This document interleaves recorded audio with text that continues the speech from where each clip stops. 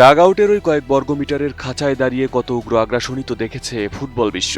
কেউ পকেটে হাত দিয়ে অহংকারে হাসেন, কেউ বা লাইন্সম্যানের ওপর বাঘের মতো গর্জে ওঠেন। কিন্তু ডাগ আউটের এক কোনায় যদি শান্ত সৌম্য এক বৃদ্ধকে দাঁড়িয়ে থাকতে দেখেন, যার একদিকের ভ্রু সামান্য উঁচানো, মুখে কোনো চিৎকার নেই, চোখে এক আদিম শিকারীর নিস্তব্ধতা, তবে প্রতিপক্ষের সাবধান হওয়া ছাড়া কোনো উপায় থাকে না।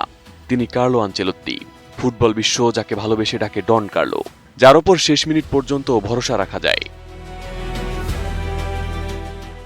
আপাত দৃষ্টিতে শান্ত এই মানুষটিই আধুনিক ফুটবলের সবচেয়ে নির্মম ও ভয়ঙ্কর এক মগজের নাম, যার কোনো নির্দিষ্ট ছক বা গোড়ামি নেই, বরং যার একমাত্র দর্শন হল প্রতিপক্ষকে নিঃশব্দে ধ্বংস করা। অন্যান্য কোচরা যেখানে নিজেদের ফুটবল দর্শন দলের উপর জোর করে চাপিয়ে দেন, আনচেলত্তি সেখানে পুরোপুরি উল্টো, এবং ঠিক এই জায়গাতেই তিনি সবচেয়ে ভয়ঙ্কর।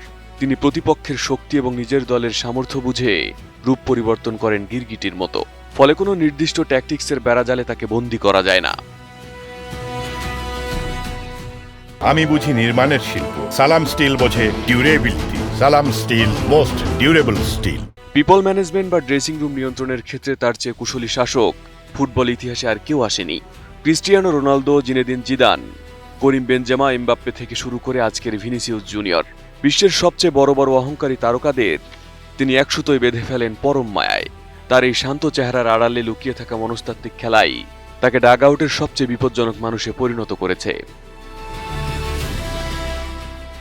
পরিসংখ্যানের আয়নায় তাকালে ডন কার্লোর অর্জনের খতিয়ান কোনো সাধারণ মানুষের সমীকরণ নয়, বরং রূপকথার মতো অবাস্তব মনে হয়। ইউরোপীয় ক্লাব ফুটবলের সবচেয়ে বড় মুকুট, উয়েফা চ্যাম্পিয়ন্স লিগ জয় করা, যেখানে অনেক বড় কোচের আজীবনের স্বপ্ন, সেখানে আনচেলত্তি ট্রফি উঁচিয়ে ধরেছেন রেকর্ড ৫ বার, যার ২টি এসেছে এসি মিলানের হয়ে আর বাকি ৩টি রিয়াল মাদ্রিদের ডাগ আউটে। এখানেই শেষ নয়, ফুটবল ইতিহাসের একমাত্র কোচ হিসেবে ইউরোপের শীর্ষ ৫টি ভিন্ন দেশের ঘরোয়া লিগ জয় করার অবিশ্বাস্য কীর্তি করেছেন তিনি। ইতালির সিরিয়া, ইংল্যান্ডের প্রিমিয়ার লিগ, ফ্রান্সের লিগ 1, স্পেনের লা লিগা এবং জার্মানির বুন্দেসলিগা। ইউরোপের এই ৫ পরাশক্তির ফুটবল সাম্রাজ্য একাই জয় করেছেন এই ইতালিয়ান জেনারেল, যার সমীকরণ ভাঙার মতো সামর্থ্য এই প্রজন্মে আর কারো নেই। ক্লাব ফুটবলের সমস্ত ট্রফি ক্যাবিনেট নিজের করে নেওয়ার পর ডন কার্লোর সামনে এখন জীবনের সবচেয়ে বড় রোমাঞ্চকর চ্যালেঞ্জ।